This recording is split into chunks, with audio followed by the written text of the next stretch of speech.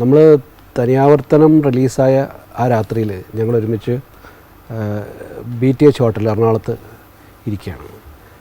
അന്ന് ആ പടത്തിൻ്റെ ഫസ്റ്റ് ഷോ കണ്ടിട്ട് ബാലചന്ദ്രൻ ചുള്ളിക്കാട് ഞങ്ങൾ എവിടെയുണ്ടെന്ന് അന്വേഷിച്ചിട്ട് ആ പടം കണ്ട ആവേശത്തിൽ അദ്ദേഹത്തിൻ്റെ ആ പടം കണ്ട വികാരം പങ്കുവെക്കാൻ വേണ്ടിയിട്ട് ഞങ്ങളുടെ മുറിയിൽ വന്നു.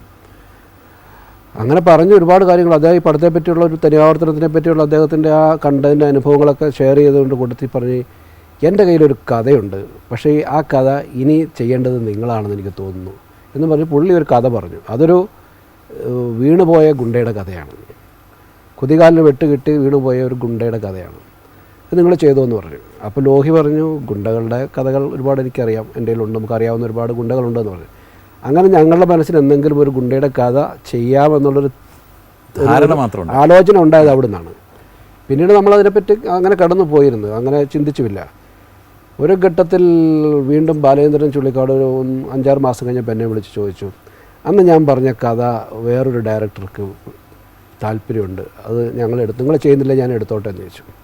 അപ്പോൾ ഞാൻ ലോഹി എടുത്ത് വെച്ചു, ഇങ്ങനെ ബാലചന്ദ്രൻ ചോദിക്കുന്നുണ്ട്, അത് കൊടുക്കട്ടെ, കുഴപ്പമുണ്ടോ എന്ന് ചോദിച്ചു. ലോഹി പറഞ്ഞു, അത് കൊടുത്തോളൂ, നമ്മൾ ആ കഥയിലല്ലോ ചെയ്യുന്നത്, നമ്മൾ വേറൊരു ഗുണ്ടയുടെ കഥ ചെയ്തു, ഇതൊരു വീണുപോയ ഗുണ്ടയല്ലേ, അതവർ ചെയ്തോട്ടെ എന്ന് പറഞ്ഞു. അങ്ങനെ ആ കഥ കൊടുക്കുകയും അത് പിന്നീട് ഊഴം എന്ന പേരിലൊരു സിനിമയായി വരികയും ചെയ്തു.